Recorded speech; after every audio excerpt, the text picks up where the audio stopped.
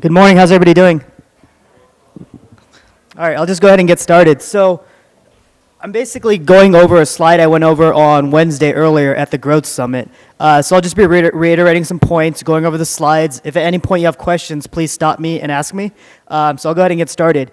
So as you can see here, on the first slide, it says engagement is the first part of pretty much any kind of marketing effort. Over at Kissmetrics, we really place a high onus on engagement. So when you engage with people and you really get into the whole process of responding to comments, creating blogs that really resonate within your community, you're creating that kind of engagement. So some major questions we have asked at Kissmetrics when we create blogs is, who are your customers? Where do they hang out? How should you engage them? And how could you make them convert? So essentially, the biggest indicator of success is conversions. So we place a really high premium on conversions, and we really do a lot of testing to make sure that the content we work on ultimately, at the end of the day, provides conversions metrics for us. So I'll go ahead and get started. So the big question, as I mentioned, is who are your customers? So this is a big question we always ask when we create any type of content. Without understanding who your customers are, you're really just shooting content out into the air. So we really focus on figuring out who our customer segments are so we can get the most engagement out of them. Where do they hang out? So this was a big challenge we had, finding out where our customers hang out. And over the last couple of days, I've had a lot of people come up to me and ask, how do I find out where my customers are and how they're engaging? I mean, there is no simple answer to this. What we did a lot of at Kissmetrics to start out was we did a lot of user testing. We just shot a lot of our content out into the social media space and got really metrics driven. So we focused on data, crunching data, finding out where they are, and then providing content that resonated and really worked with them. How should you engage? So this is another question that's very challenging for people. How should you engage with people? So you provided the content, you've gotten the shares, now what? So over at Kissmetrics, what we really place a high premium on is making sure that we're engaging with people, making sure we find out what they want. So we do a lot of surveying, we ask a lot of questions, and at the end of the day, we solve problems for people. And then how can you make them convert? As I said, this is the final indicator of success, conversion. So conversion data is very important. And I'm going to get into a little later into the slides in the process. But ultimately, at the end of the day, what you're doing when you're creating this content is hoping that people convert and sign up for your product or service. So here are some big names in growth hacking. It's a fairly new movement, and a lot of people ask, what is growth hacking? I narrowed down to three things, essentially. Growth hacking involves engagement on the social end, content creation, and the hacking part is really crunching the numbers, doing the data, and doing the testing to find out what works. So some of the pioneers, as you can see, are Neil and Sean Ellis on the right. So I work very closely with Neil and the Kissmetrics team on the content, and figuring out ways that we can really grow our numbers. So I'm going to kind of get into some methods and tactics that we use. So where do they hang out? This is a question I asked earlier. And it's all about measuring and finding out where they hang out. Even for this conference, there's a hashtag NPC 2014. So I've been monitoring it closely and just looking at what kind of engagement people are getting. So at the end of the day, you can find out where people are hanging out by using specific hashtags, by figuring out kind of where they are. So this is a question that is essential and vital. When we first started out with content, we kind of just threw our content out there. And it gave us a better idea of how to reach people where they are. So a question I get asked a lot is, how do I find out where my users are? And there is no simple answer. One solution, though, is to create as much content as possible so that you can find out where they are. So the bigger your data segments, the bigger your numbers, the easier it is to find out where they're hanging out. So how should you engage? One thing that we use very heavily when it comes to content is Twitter and LinkedIn. We are a really lean startup. We've always been.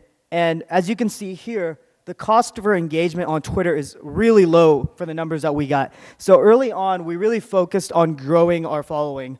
For Kissmetrics, these numbers are kind of dated, but we have 109,000 followers, 16,000 tweets with zero budget.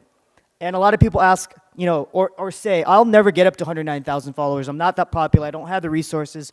It's not about that, though. Essentially, it's about engaging and getting involved. So at the last session, I had a question where someone asked, I have a 3-person team. I don't have the budget to reach out to power influencers, to give them money, to have a large following. How do I get involved?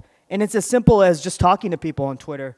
A great opportunity, for instance, right now is to go at the NPC hashtag 2014 and to just reach out and find out what people are talking about and engage with them. It's easier than face-to-face, and it works just as well. So content, as I mentioned, is really what the lifeblood of content marketing and growth hacking is all about. So consistently publishing awesome content is what our mantra is at Kissmetrics. So there's 3 easy steps. You start a blog, you create content, and you be consistently awesome. It's a pretty open-ended thing to say, be consistently awesome, but at the end of the day, consistently awesome means providing content when you say you will. So to give you an example, we have a content calendar and schedule that we really focus on, whereby Monday, Wednesday, and Friday are the days that we publish content throughout all mediums. So for Kissmetrics, QuickSprout, and Crazy Egg, 3 main companies, we always have content. If ever we don't have content, we get questions. Where's the content? We've created kind of brand evangelists who really love what we do, and because we're consistently awesome. A lot of people always ask, how come my content is not doing as well? And it's usually because you're not staying consistent. People like having a schedule of when they should read, what they should read. They want to see something in the inbox consistently every morning on Monday, Wednesday, Friday, whatever your schedule may be. Easiest starting a blog, so WordPress, I'm sure a lot of you use it. I always get asked, what content marketing system should I use to align with my startup? You can really use anything, but we use WordPress just because it's self-hosted, very easy to use. There's a lot of plugins where you could optimize for keywords and essentially get a lot of comments and interact with people very easily. Aweber is a email marketing tool that we use very heavily, and at the end of the day, we've found that a lot of people come to us via email marketing. So they say, every Monday morning, I get your email and I read it. I love your emails. So that's the kind of thing we do. We make sure that we're engaged. We make sure that we're always on top of people's minds. And getting people's email addresses is very vital to that. So I'll go into that a little later when I talk about pop-ups and opt-ins and how you can really create growth that way. Create content. So content is the lifeblood of what's going on, and imagery is very important. So as you can see here, this image of a baby reading, it really gets people to click. We've done some testing. We've used this image before, and at the end of the day, we found out that images like this really resonate with the community because within multiple segments of communities because they're visually appealing. So it's one piece of the whole content puzzle that you need. You really need images that make people think or make people want to click on what's going on. Here's another example. So create content that teaches. So as I mentioned earlier, you're essentially a problem solver when you're creating this content. You're solving problems for people, and that's why they're coming to you. They're not coming to you because you're promoting your product and you're being a me-former. And this is what I like to tell a lot of people. Be less of a me-former and be an informer. So solve people's problems and talk less about your product and your service on your blog. Solve people's problems and help them, and they'll become evangelists for you. So this is actually something that's relatively low in cost as well, which is why we really focused on it. Again, as I said, we're always focused on being a lean startup. So the cost per sign-up we found out for using a blog was relatively low, $7.35. If you look at AdWords and you look across other methods of getting traffic and traction, you'll see that the cost per user signup can be extraordinarily high, and people kind of stop there. And that's why they don't see as much growth as they should. What we found is using Twitter, using blogs, using unique pieces of content is relatively low in cost for the benefit that we found. So create content. Here are some numbers I'm going to roll by.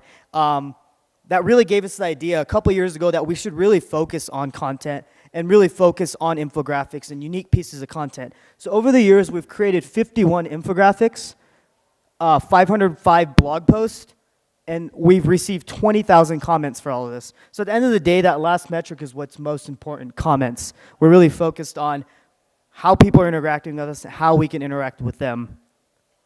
A lot of times people come up to us and say, we love your infographics. So I just wanted to show you some of the infographics and some of the work we've done and how it's really helped people and engage the community so that we could continue to provide kind of content like this.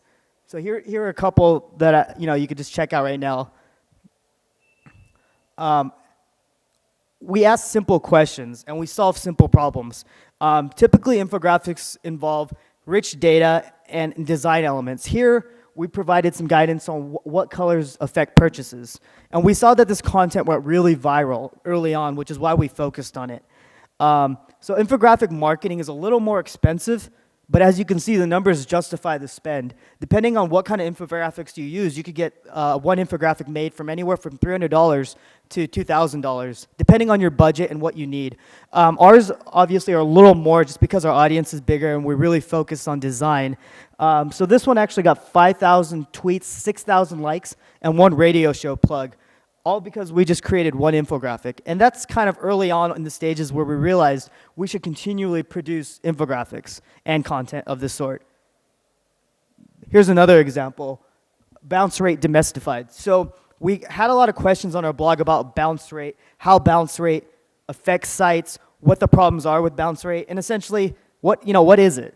So this is another one that really got us a lot of traction and a lot of questions, and maybe a reason why a lot of you may know about Kissmetrics now, because we got a lot of shares. 2,000 tweets, 600 likes, and very important, 300 LinkedIn shares. And as a B2B company, that's important at the end of the day, LinkedIn shares. Here's another question. People always ask, I have this great website, I have this new startup, but people leave. So we try to create some rich data around that and solve for that problem. So what makes someone leave a website? This one had similar results, and we just kind of iterated off the whole process of asking questions and seeing what works, and we found similar results. 2,000 tweets, 1,000 likes, and 366 LinkedIn shares. Again, that's the biggest number. It's engagement. People asked questions about it. At the end of the day, we got more brand exposure. And being consistently awesome is very important as well. So as I said, engagement. Every time we get a tweet, every time we get a blog comment, we make sure we respond and comment. And a lot of people ask, isn't that very time consuming? And to that we always answer, it's like customer service. People come to your website because they want solutions and problems for what you're doing. And it's much like them coming into the store. With global commerce as it is now, you might have a customer or a potential user all the way across the world. And if you respond to their question, they'll be more inclined to sign up for your product or service. So here are a couple of people randomly coming to our site who became brand evangelists just because we provided content. We always responded to their queries. We retweeted them. We replied to stuff that they had going on. So just to give you an example, these Kissmetrics posts are relevant, actionable, and easy to read. This is how everyone who adds value should be marketing themselves. That's a testimonial itself, and depending on how many followers Dan Golden at the bottom had, we got a lot of exposure. We get a lot of exposure and a lot of help from people who become brand evangelists. And content is the way that we do this. So measuring and optimizing content is very important. At the end of the day, you might have all kinds of content. You might be getting all kinds of shares, leads, but if you're not measuring to see what works, you can't replicate that. You'll just be shooting your content out there. So I kind of want to go into how this is all measured and how this data becomes rich and how this data becomes iterated and replicated so that we can continually provide content. So here are some key points I'm going to go over. How to design for conversions, qualitative measurements, quantitative measurements, and at the end of the day, improving and optimizing for results. So designing for conversions is something that early on I talked about in this talk that was really important. It's something that a lot of people don't place as much emphasis on. They focus on vanity metrics that don't essentially mean anything when they should be considering conversions. So here are a couple examples of what we've done over at Kissmetrics and Crazy Egg and QuickSprout to really focus on conversions. We continually kind of A/B tested to see what kind of opt-in forms work the best, especially with blogs. And this is a question I got asked multiple times on Wednesday during some of my one-on-one sessions. I have this blog set up. I have XYZ people coming to my site. I have ABC, 1, 2, 3, whatever number of people coming to my site. But at the end of the day, how come I have no users? And to that, my simple answer is, are you incorporating opt-ins, and are you focusing on conversions? Email is the number one way for you to get more people to your site and continually provide content to them. So we're always testing. As you can see here, we have multiple forms. Get email updates, subscribe now, free updates, join for free. At the end of the day, people want free stuff. But if you want to provide people with free stuff, you have to get their email. So it's kind of a give and take. And it's very low risk for people. As long as you're not spamming them and you're providing them with good content, they'll be inclined to sign up. Design for conversions also means having testimonials, having people vouch for you so that they'll be more inclined to come to your site. So the example on the left is what we use for QuickSprout. And early on, we really focused on marketing an ebook. And we asked for a person's first name and email. And there was an option to say no thanks, but what we found is more often than not, people would provide that because we have given them great content in the past. So here are a couple that really work for us. And as you can see, free is always part of kind of our call to action. So here, free course, free download here, send me my free CRO toolkit. People want free stuff and you want their email. So it's kind of a harmony that we've attacked from multiple angles. And designing for conversions also means having testimonials, as I said. So at the end of the day, people want to know that reputable people vouched for you. One of the people early on who really vouched for Kissmetrics and Crazy Egg was Ben Huh. And he had a website, Has Cheeseburger, that really had visually stunning content. And it's one of the main reasons why we were allowed to become one of the industry leaders in content, because other people with content were vouching for us. Oftentimes people ask, can I put Neil's face on here? Can I put Kissmetrics logo on my website? And if you've engaged with us in the past, if you worked with us in the past, we're pretty much okay with it. We're not reluctant. So it's all about asking people to provide guidance and vouch for your company and what you're doing. But you have to provide consistent content for someone to want to do that.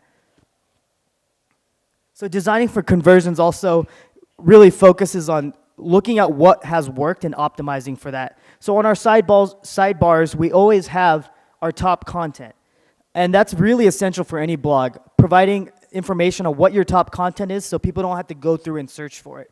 And we found out what our top content is by crunching numbers and data and looking at traffic numbers. And here are just some examples of what we found and what we provide on each of our websites so people can continually come back. 15 tools why potential customers abandon your website. Google Website Optimization 101. And a question we get asked a lot too is, should we have top 10 lists? Should we have top 15 lists? And it all depends. We do a lot of testing to see what works, and we go from there. And at the end of the day, people want to know that what you're doing is successful. Tim Sykes is a popular penny stock trader in the United States, and he gets a ton of traffic just by saying and providing numbers on what he does and how he's done it. So people want to replicate your kind of process, your procedure, and they will if they know that you've done great things in the past. So one of his selling points is that he turned $12,000 into $3 million, and now he's become one of the most popular online penny traders, and he provides an ebook and a course. So whether your product be SaaS-based, B2B, have someone vouch for you. Create a brand ambassador.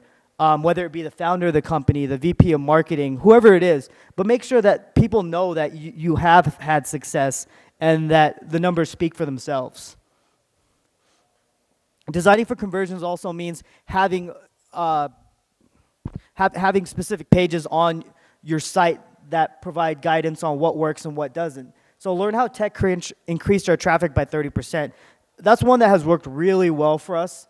And at the end of the day, you just want to have places where people can click and find out where your information is.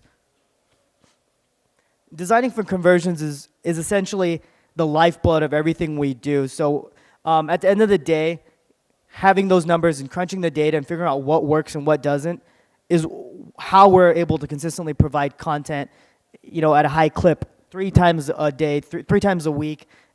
Multiple times throughout the day, sharing socially. Those are some things that we really focus on. Just another slide on kind of number crunching. If any of you guys want this slide after, feel free to come up to me or I can email it to you. I know there's a lot of data on here that you can't get through in a speech, so just come up to me after. And designing for conversions, that I mentioned earlier, is about forgetting the vanity metrics. A lot of people think that having tons of traffic coming to your site, 200,000, 300,000 people coming to your site is great. But at the end of the day, if you're not focused on the conversions behind those numbers, then it's all vanity metrics. So vanity metrics will kill your ROI. If you're focused on the wrong metrics and you're putting your money in places that don't provide conversions at the end of the day, you're just burning your marketing spend. So I know I'm pushing this on you, but conversions are really the lifeblood of any marketing campaign, especially for growth hacking. One way we find out how and what people want is by surveying. So Qualaroo is a great tool for surveying and asking questions to your customers, your users, people who visit your site. And essentially, like I said, you want to solve people's problems. So at the end of the day, when you're creating content, you should really be focusing on kind of the questions that really resonate and really solve problems for people. So I mentioned Qualaroo, and I'm kind of showing some screenshots here because this is something we use a lot of. It's been a tremendous help, and it's really helped us figure out what works and what our customers want. And it's essentially just a little pop-up box on the bottom of a website or a blog, anywhere you want to incorporate it, that asks specific questions to your users or your visitors. So what should we write about next? It's as simple as that. A lot of people get scared and become really reluctant to ask people who visit their site, what should I write about? Am I doing this right? And at the end of the day, if you treat it like a relationship, like a friendship, anybody coming to your website, you'll get more insightful data. Shouldn't be scared to ask people what they want coming next. Was this article actionable? This is another question you can ask people. Is this content on point? Am I boring you? What can I do to really improve this? What's the one thing missing from our blog? And this is a question I get asked a lot. What's the one thing missing from our blog? And to that, I always answer, I'm not sure. I'm not one of your potential users. I don't visit your website often. So why don't people just go out and ask their visitors what their blog is missing, what their content is missing? They'll more likely than not tell you. And if they don't, they're not interested anyways. And at the end of the day, it's also about asking and segmenting for the types of people coming to your site. Are they project managers? Are they owners of the site? Are there people who make decisions ultimately on whether to buy your product or service? And this is a question that's very important as well. And just asking simple questions too, like, we really want to delight you. What can we do next? Do these list blogs work? Does this type of content work? So just asking these kind of questions can really provide a lot of guidance on what works and what doesn't. And here are just some numbers I want to go through. So some of the main ways that we get traffic via content is email and blogging and social sharing. So here are just some numbers on email signups and conversion rates. So like I said, vanity metrics will kill your ROI. So these numbers are great. 512,000 people visited the site. The email signups were about 2,752. So as you can see, the conversion rate is about 0.5%. I mean, that's a pretty good number, but a lot of people will focus, or your marketing analyst will focus on just the traffic, when at the end of the day, they should really be focused on email signups and the conversion rate attached to that. Similarly, sharing conversion rate. So this is a social metric, and a lot of people don't really get into the social metrics and sharing of it all, but these numbers are really important. 207,000 people visited the site, and about 1.3% of those share the content, what we found over a segment that we track data for. And that's great. And a question that I get asked a lot is, I don't have that much data. I mean, I don't have that much traffic or data to crunch these numbers. Does it matter? And at the end of the day, if your content is sticky, these numbers will pretty much stay constant throughout, depending on how relevant your users are and how relevant your social base is. So a 1.3% conversion rate is based off a number of factors: the trust that people have in your product or service, how relevant your content is, and how sticky it is. How inclined are they to share? So headlines are very important. Imagery is very important, as I mentioned. A number of those things are very important. And optimizing and improving for results. So you have your content out there, you're posting it 3 times a week. What next? A lot of people would stop there. We don't. So we have a very specific content calendar we have going, where a number of people write the content, a number of people edit the content, and then people who are accountable for how often the content goes out. So Monday, Wednesday, and Friday are big days for us. We also have people tracking for email marketing and crunching the data. And after all of that, most people will typically stop right there and say, okay, I got my content out. I got, 100,000 shares, or I got 50 shares, whatever number that may be on your content, and they stop there. And that's where they go wrong. You should really be testing all the way throughout to see what works and what doesn't, to ensure that you're providing constant quality content throughout. And here are some just more conversion kind of pop-ups and pop-ins that we've used so we could get more people on to sites. So for example, here's a show me my heat map that we use for Crazy Egg. A little different than content creation, but in a similar vein, we're just trying to get email signups at the end of the day. So these are all things that we use and we constantly test for. So you're testing for content, what works, and you're testing for opt-ins, and you're testing for headlines and a number of other things. So it's all about A/B testing at the end of the day. And testing your call to actions, as I mentioned earlier, is very important. So BuzzFeed has a very simple formula, and I'm sure a lot of you have used BuzzFeed or went on BuzzFeed, where they do top 10 list. And a question we get asked often is, do you guys use top 10 lists? I've seen you use top 10 lists. You mix it up with other kind of content. And at the end of the day, we don't care what the headline is, as long as it's attracting readers and people are inclined to come. So if you looked a couple slides back, we had a couple of pieces of content that showed up top on the list that had number data, like top 15 list, and others that didn't. So that's why it's very important at the end of the day when you produce and publish your content to really look at and see what kind of numbers, what kind of data works on headlines. It's not always going to be your top 10 list. It's going to be stuff that resonates with your community. So this is another thing we do once we publish content. We really look to see what kind of content produce leads. And this is as easy as going back into Google Analytics and seeing kind of forms and seeing the funnels and everything in regards to how people came from your content to a sign-up form. And again, I could share this with you later, but it's kind of just a formulaic we use to ensure that we're reaching out to people constantly. And here's my final slide before I hop into questions.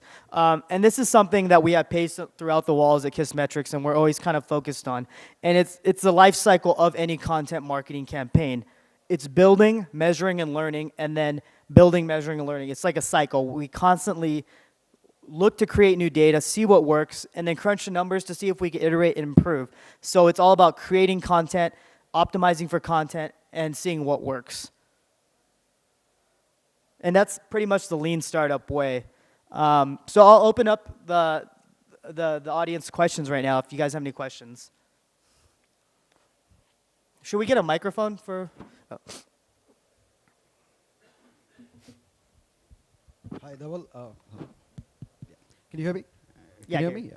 So I run a social commerce company. So the whole objective is when you buy a product, you can become an entrepreneur. In the sense you can start selling that to your network and basically start retailing it the moment you buy something. So my question on growth hacking specifically, Indian e-commerce, when you look at Flipkart, Amazon, Snapdeal, Jabong, and the list goes on, all their websites look the same. It's like they have the same design teams, right? What is, in your view, like guerrilla marketing, or how does a small startup compete purely on growth hacking? What are your thoughts on that? How do you compete with the big guys? Could you ask that last part again? I didn't catch that. Guerrilla marketing, or what are the techniques for growth hacking that you would suggest to startups to compete with guys who are funded in the billions? Yeah, so and I'm glad you brought up the whole Amazon and other websites that look very similar. We really focus on simple designs as well. If you look at Crazy at Kissmetrics or any of the sites that are really focused on growth hacking and are really trendsetters, it's a simple design.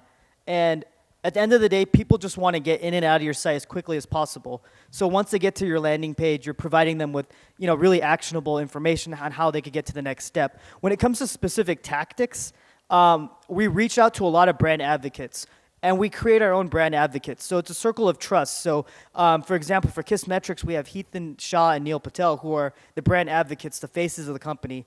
But they're not always the ones creating the design and elements or crunching the numbers for all the data within the blog posts. Obviously, they write them. But we create a circle of trust and reach out to key opinion leaders so that we could always have the ability to pump out new content. And And I know that's not necessarily a guerrilla marketing tactic, but it works in the sense that we create niche circles of people who we can reach out to constantly. When it comes to guerrilla marketing for growth hacking, I would say on the social end, we have such large networks and so many people we work with that it's easy for us to promote and produce content. And if we want to reach out to people and find who the key influencers are, we just go out and ask them. And early on, this was a little harder in the startup phase when we were a lot smaller. But like I said, you can't be scared. You have to just go to the top dog at any company and ask them to share your content or share their content. People at the end of the day want reciprocity. It's a give and take.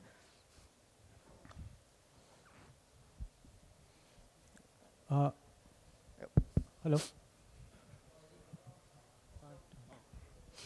Hi. It is. A lot of the points that you mentioned are relevant, are to do with content. But for a small startup company, it's hard to produce content continuously, new content, blog posts, etc. So any techniques that you would suggest where we can just up our website, our download rates? Yeah, and this is obviously a question I get asked a lot because a lot of small startups, myself included when I first started, it's really tough to create content 3 times a week when you're focused on business development, you're focused on reaching out to other startups and growing your product. Simple answer to this is there's no way around it.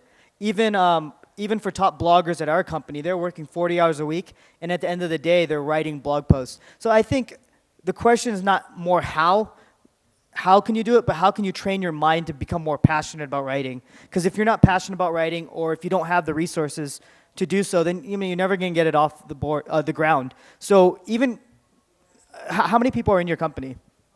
5. So even having 1 or 2 of them write for you and focusing them solely on becoming the brand advocates will take a big weight off your shoulders. So it's all about allocating the right resources. 2 questions. First is, you started with who is your customer? Now, in your slides, we didn't see you addressing how to get to know who your customer is.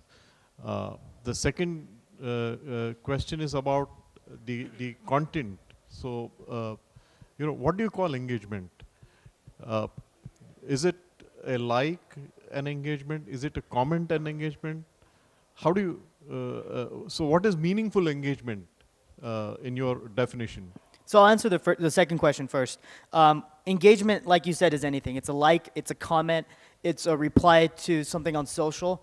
But that's engagement from your user side, your visitor side. Engagement, the way we look at engagement is responding to a like. So if someone likes our content, whoever they may be, we'll go and follow them back on Twitter. We'll go and find some content that we really liked of theirs and like it.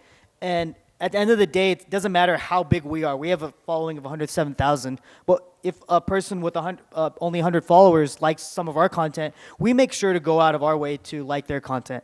Obviously, we have the resources. We have a number of social media interns who could do that. But for a small company, it's just easy as being on like a subway or a taxi ride and just hopping on Twitter and liking someone's stuff. Just being really engaged is very important.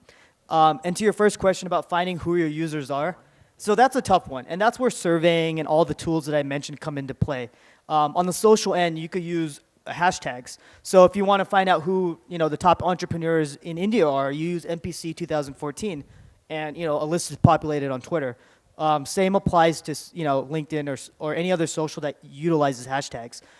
When it comes to blogging, figuring out who your users are really depends on surveying and seeing who at the end of the day signed up for an email newsletter. So that's where a lot of the hard work comes into play, but it's all about looking at where people are coming in from and iterating from there.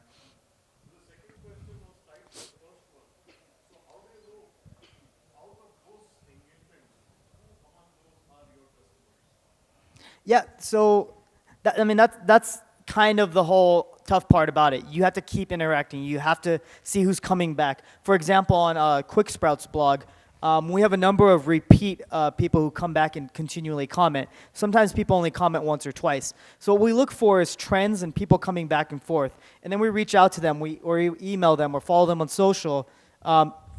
Oddly enough, I met someone on Wednesday who follows Kissmetrics blog who we've interacted with before. So it's all about just keeping them on top of your mind and creating lists. We have a big list data set of people who are tiered from top brand evangelists to user evangelists to just everyday Joes who just like our product. How do you balance the need for optimizing content for for the metrics with the kind of positioning you want for your product. So for example, optimizing headlines for conversions might be a good idea. Like if you said, like you mentioned the top 10 lists. But I find for my product, let's say, I find those very unimaginative. Or I could even have like say headlines like "What happens next will blow you away," and things that get a lot of views, but it's not how I want to position my product as such. So how do you optimize? How do you balance between those? Yeah, and that's kind of what I went over a little in the last couple slides, where we do have a balancing act where top 15 top 15 posts or top 10 posts might work for us, and we might get a ton of traffic, but that's a vanity metric we don't focus on. We focus on conversions. So sometimes some articles that don't have as catchy or interesting headlines, but really get to the point, provide more conversions but less traffic. So we always crunch the numbers and the data, and we try to be true to the end user rather than to ourselves. So it's not a matter of what we like, it's what our customers like. Hi, you mentioned vanity metrics and how page landings need not necessarily convert. In that regard, you mentioned shares, right? So my question is, because I'm working for a blogging website, which is a new age blogging website, which is more like a platform for expressing yourself. I post my content on Facebook. My friends necessarily like them because they are my friends, or likes, and even they go on to share it. Now, how effective are these metrics? I understand that they're more effective than just page landings. How effective and robust are these? Could you just share Yeah, and that's something that you'll encounter very early on in the startup. You'll find that a lot of people and a lot of your friends will share your content. But as you get into larger data sets, you'll find that shares are more relevant of a number, because you'll get into the thousands and the tens of thousands of people sharing your content. So I would say very early on, while shares and those metrics are very important for a small startup, I would focus more on the emails and the numbers regarding those conversions. Not to say that the social is not as important, but you need to reach a certain number before you could kind of get more actionable data. Hi, Dhaval. Okay, and the question is, how do you find out what the right content is if your potential customers are not your readers? Okay, let me elaborate it a bit. Okay, sometimes in B2B, your potential customers are not actually reading the blog. In such case, how do you really brand yourself? Do you have a content that reaches more people and somehow the customer may know your brand? Or is it, how do you target it to your potential customers? Mainly in B2B, this is. Yeah, so early on, before I started working with doing my own consultancy and working with Kissmetrics and all these other companies, I worked at a B2B for pharmaceuticals. And I focused on everything from social to email to blogging. And at the end of the day, I found that a lot of the content that we're producing wasn't getting views, wasn't getting read. And what we really focused on after that, and a strategy that we really employed, was going on LinkedIn and finding out who the key opinion leaders were. And it was a really tough process, but what we did is we created relationships with the top people in each industry. And eventually we got to a point where they became our friends. They became trustworthy sources, and they understood that we really wanted to work with them. So they started sharing our content, and that's kind of how we created brand ambassadors out of them. But what they really wanted to know was that we were interested in them first. So that was one of the methods we used. Yeah, especially for B2B, because you can't just toss things out into the social space. You have to really create engagement with the key influencers. Hey, Other than sharing content on the social media, have you ever considered, or what would you advise startups reaching out to other blog writers and asking for reblogging or doing things through other blog writers as such? Is there a shortcut? Is there some best practice that we should follow? Yeah, so something that we employ a lot is guest blogging. And oftentimes you will reach a plateau where there's only so many people who will read your blog. And at that point, it's very helpful to kind of reach out to key opinion leaders and influencers via social, via LinkedIn, via, like a number of methods, finding out who the top bloggers are, and creating incentives for them to allow you to blog on their site. So you could do a sharing approach where they could write some content on your site and you could do vice versa. And this works on a level of, a competitive level as well. So You could work with your competitors as long as you're focusing on different verticals. But at the end of the day, you really want to look at key opinion leaders in your industry that will really vouch for you and allow you to write on their blog as well. So guest blogging is something that's very important. Hi, my name is Banu. I'm trying to project my product through, I'm a bit confused between email marketing and social marketing. Well, I see that Kissmetrics, Neil Patel sends out emails to project Kissmetrics, and it's different kinds of initiatives as well. So in a direct one-to-one comparison, is email marketing more targeted and compared to social marketing, which is vague, and all the customers who respond to social marketing might not be really gunshot straight away interested in what you're doing. So if there is a direct comparison between email marketing and social marketing on a dollar-to-dollar basis, would you think startups would be more beneficial doing email marketing? Well, I like to think of content marketing and growth hacking as kind of like a life cycle. So what you do is you create the content, you pump it out to social, and then you pump it out to email. So those are your two kind of trajectories. And then you'll have your natural people coming to your blog by SEO and other means, keyword-rich data. But before you start any of that, it's really integral to, as I mentioned, get pop-up forms and forms where people could incorporate their email and other information so that you could reach out to them on a constant basis. So I would say email marketing is very important for a early on startup because you could get really targeted kind of messaging, as you mentioned. So social marketing would be a plug-in to the basic email marketing later Yeah, on. it would be kind of like a share option. But as you mentioned, the people who share it are kind of going to be your brand ambassadors, the people who are really wedded to your company because they've shared it. But at the end of the day, with email, if someone's sharing their email on your website, you'll know for sure that they're interested in your product, and you'll get, as you mentioned, email every Monday, Wednesday, and Friday whenever a new blog post comes out. So I would definitely focus heavily on email marketing starting off. Hey, I'm Joffin. Our product, the main distribution channel for our product is plugins and integrations with larger products. So our customers, we would want to target the customers of these larger products. So is there any specific insights on finding out the customers of these larger products and targeting them with content? Are you in the B2B space, B2C? Yes, we are in the B2B space. B2B space. Yeah. I think I kind of mentioned it earlier where it's all about going on LinkedIn. And there's a specific method that we also use, and I've used in the past, is joining groups on LinkedIn. You could easily find out who the key opinion leaders are. You could share content. You could request to be added to specific groups. And these groups are kind of the lifeblood of B2B. And we found that by focusing on these groups, even creating a group if there isn't one that exists, and inviting people to them, it will be really beneficial to find out who your users are. Because if you don't know who your users are, these people in the groups will know. And it's a matter of just asking them. Hey, my name is Akash. So I have a very typical question for which I need some insight. One of the verticals that we sell is for a B2B space. And particularly, though we are in the tech age, the guys, the target audience is like the Stone Age guys. Right? They have a Twitter account, but they tweet like once a year. We have followed 472 such people. They tweet like happy birthday or happy wedding anniversary. That's all. There is nothing more. We send them an email, but their accounts do not allow them to download images. So we have to send them text emails. LinkedIn is something like a online biodata for them. It's not a professional engagement platform.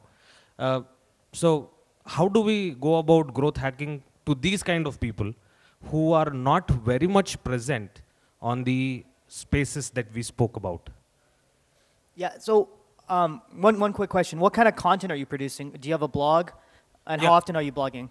Yes, we are into compliance and accounting space enabled through technology. So that's what it is. Okay, so I heard you earlier say that you mentioned when it's someone's birthday or some important thing that you might tweet at them or send them a message. I think you should go one step extra. Whenever you have a new piece of content, you should reply to them on Twitter, on LinkedIn, or even share it and CC people and just say, check out my new piece of content. More often than not, when I get a Twitter message that says, can you please check out my blog post, I'll look at it, I'll glance at it, and if it's catchy enough, I'll stick to it. So I think for your audience, I think you should focus on creating sticky content rather than just throwing messages out there. So find out what content works, and this is a process. It might take 2 to 4 months, but finding what content works and then sharing that rather than just sharing short other kinds of messages with your community. Okay, but that wouldn't necessarily lead us to traction like what numbers we saw, right?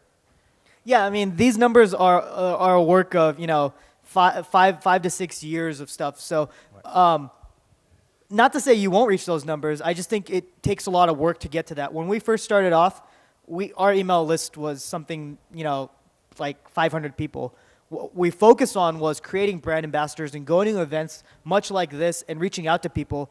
And easy as saying, check out my website or check out my blog post. And just sharing your content, being really passionate about it goes a long way. Thanks. Hello, can you hear me? Well, I'm Kushal. I started a company called the College Fever, which is a platform to connect college students' interest with the events. So right now we are more focused on business development, and now we want to focus on digital marketing like content and email marketing. So what do you suggest? Is it a good to outsource it or to have an in-house team? I mean, that's a question that. So can you go over exactly what your company is about real quick, so I could provide more? We connect the students' interest with the events. Like there are many events happening, and if a person is interested in entrepreneurship events, we send them emails, and then we make sure that they are aware of those events. So it's all about event ticketing as a ticketing platform. But now we want to focus on digital marketing. Yeah. So in regards to outsourcing, I wouldn't say don't outsource content. If you could find great writers who will provide great content, and you could create personas around them. Don't have it be written by like some random person and not create and attach a persona to it. But if there's great bloggers out there, you could outsource it. But depending on where you are in your startup, if it's really early on, like it seems it is now, you should be writing as a founder, as a VP of marketing, and creating that persona, that brand ambassadorship, so people can see that you're not a company, you're more of a person as well. People don't want to buy from companies, they want to buy from people, which is why advertising works so well and which is why blogging is so important. Yeah, so I wanted to share an experience with the gentleman who was asking a question about a relatively passive audience who don't participate that much on social media such as LinkedIn or Twitter. So what we did in our case was we created a video clip of 2 minutes and we sent it via WhatsApp, and that kind of went viral. So if you have a very meaningful video content, it could be either you can put it up on Facebook or on YouTube, or send it via WhatsApp, and that video content is more some kind of audience, like a B2B kind of audience, maybe they might find it a friendlier way of engaging. Yeah, and someone brought that up in the last session as well, video marketing. The only reason, and they asked why we specifically don't focus on video marketing at Kissmetrics. Like I said, we're a really leading company. Oftentimes, video marketing costs a lot more, but that's not to say a small company like you mentioned shouldn't be focused on video marketing. If you have limited marketing spend and you want to focus on one thing that might work, you could test it out. Early on when I worked with my B2B company, we had one video that actually went viral, and that's a great suggestion. Based on your experience, have you found that content marketing will work better in some verticals and doesn't work well in some of the other verticals? So have you found it uniform across all verticals, or are there any verticals specifically which can take advantage of this channel? Yeah, we actually had a blog post not too long ago on QuickSprout where we tackled this problem because so many people asked that question. Some guy who brought this to light was working with combustible engines or something of that sort, and he said, I can't really reach my audience. Who are they? And to that we answered, niche clouds. So niche clouds are essentially finding out what your product is. So he's in the automotive space. So not necessarily writing about specifically combustible engines or anything of that nature, but everything surrounding it. It's not that you have to talk about your product specifically. Talk about things that are related to it. Solve problems that might be associated with it. But to your point, it is harder to write about some topics than others. Not to say you shouldn't, though, because at the end of the day, there's always going to be someone who's going to be capturing your content. It might be harder for certain specific niches, but that's pretty much at the end of the day, those are your only choices, to create content and find out who your users are. Hi, Dhaval. So 2 questions. One is, what is good content in B2C e-commerce? Specifically B2C e-commerce. I think you might have referred to it, but I didn't understand. That is one question. What is good content for B2C e-commerce, and that too in an Indian scenario, if you will. And second question is, the large e-commerce companies in India have raised quite a bit of capital, as we know, and they are spending heavily in digital marketing. So the smaller companies which are in e-commerce space are having some trouble because the cost per click, cost per impression, customer acquisition cost is rising exponentially, week by week. So how do smaller e-commerce companies in India compete with this digital marketing onslaught by the larger firms? Any ideas? Yeah, let me answer your second question first. And I had a similar question posed to me. So I visited my cousin who lives in Bangalore a couple days ago. And it's not in the e-commerce space, but it's in a very saturated space. He has a hotel that he started in Panchgani. And he's saying that it's really hard for him to rank for top terms. And it's very expensive for him to do PPC. So I told him essentially that his only solution at this point, if he doesn't want to spend big bucks and he wants to stay competitive, is to create content. Because oftentimes with these big e-commerce companies with tons of money to spend, they're not really focusing on their blog or their content. You go Amazon's blog or any other company, they're not really getting, they might be getting a lot of traction, but they're spending tons of money on PPC and advertising. So I would say stay away from those avenues if it's a very competitive market, because at the end of the day, you're going to be spending tons of money and you don't know what the conversion rate is. Unless you have that formula down and you know what specific keywords to target for your target audience, in these very competitive spaces, I would stay away and I'd focus just on the content and creating unique, new ways of looking at solutions and problems so that people will be more inclined to share. And can you kind of go over your first question again? For B2C e-commerce. So B2C it's kind of a fun space, and we kind of get into it when we work with Kissmetrics stuff as well, because we try to capture a broad audience, not only B2B. I would say good content would just involve imagery that's really catchy, like that baby reading a book I showed you, and focusing on headlines. Depending on your industry, it might be easier. If it's automotive, you could write all kinds of stuff. You could do top 10 list. It's pretty open-ended space, so I think B2B is a lot easier than B2C. I mean, B2C is a lot easier than B2B.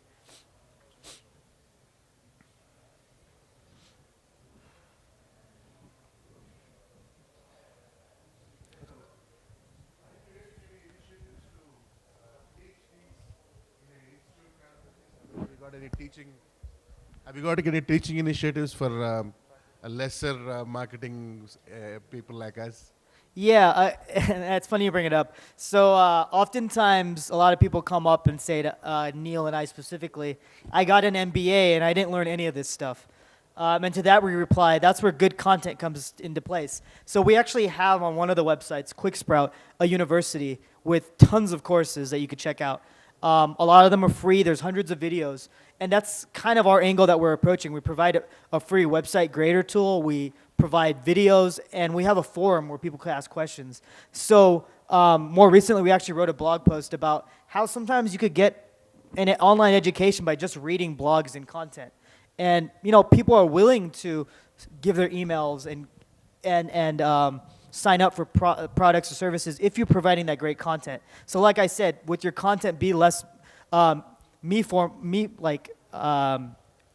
former and be more of an informer. So inform people, teach people things, do it for free, be a giver, and it will really show. Hey, thanks.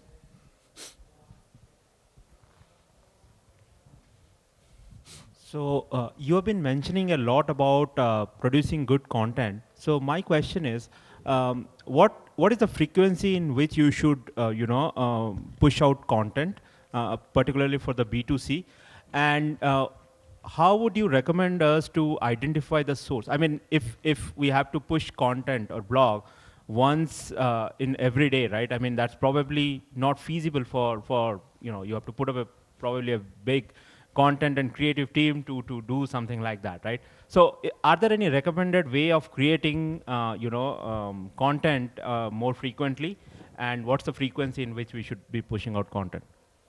Yeah, so for B2C, more content is great because you won't be boring your audience. With B2B, you have to be really razor focused on what you're providing. So I would suggest for B2C, if you don't have the resources to write great content every day, do some content curation. So find stuff that really works that you've seen, provide links to it, provide kind of background on what the information's about, whether it be like a top 10 list that someone else wrote, and spin it your own way. But at least write 500 words of your own so it doesn't look like regurgitated content. And that's an easy way to do it, an easy fix. You could even hire a social media intern or outsource a blogger who could do this for you. But more content is definitely good for B2C. And you should be producing at least 4 to 5 times a week worth of content. Hey, this is Venkatesh. The content, whatever we are addressing, is a part of inbound marketing strategy, right? So for a technology startup, what kind of content you recommend that will help me to generate leads? That's my question. Yeah, so can you get more specific on specifically what kind of tech? It's basically a platform which helps the software companies to build their products. Okay, so it's more in the B2B space. Yes, exactly. So when it comes to content ideas, like I said, I would go to LinkedIn groups, see what people are talking about within your specific industry and niche, and see what works. Look at what other people are blogging about and what's getting shared, and then spin it in your own way. Provide your own 2 cents on it. And then you'll get an idea of what works and what doesn't based upon how many shares and how many replies and comments people are providing. I think there's a wealth of information on LinkedIn. Google, you could even Google search similar companies. And look at what your competitors are doing. A lot of people don't look at what their competitors are doing, and they're wondering why they're not getting the same numbers. Look at what they're doing specifically and try to replicate that in your own way. Turning them for a discussion, first cut discussions to have a business with the content for the technology startups is something I'm looking around. Any case studies you had this sort? Shoot me an email after, and I could get you some case studies out on that. Yeah, thank you. Yeah, Dhaval, this is more of when Kissmetrics started as a core product. It took a user-centric approach while Google Analytics looks at a source, campaign source as a metric. Now, as you see Google Analytics moving to universal tracking, how are you guys maintaining your product differentiation? Say that last part again. Sorry? Can you say that last part again? I didn't hear you. So how are you maintaining your product differentiation now that Google is also looking at tracking the user with universal analytics? So for your core Kissmetrics product, how are you maintaining that product differentiation? Yeah. So we're actually we're going through a lot of changes right now. We're kind of just tracking what Google and a lot of other similar companies are doing. What I work on primarily, I don't work on the development end, so I'm not like informed on everything on the day-to-day basis. Kissmetrics kind of has 2 solutions. It's a great place for people to find out things in the B2B space, and this is where all this content comes in. As you can see, we're not really talking about products specifically. We're talking about other products and being informative in that community, which drives a lot of traffic to our site. If you have a specific question, email me after, and I'll get the answer for you.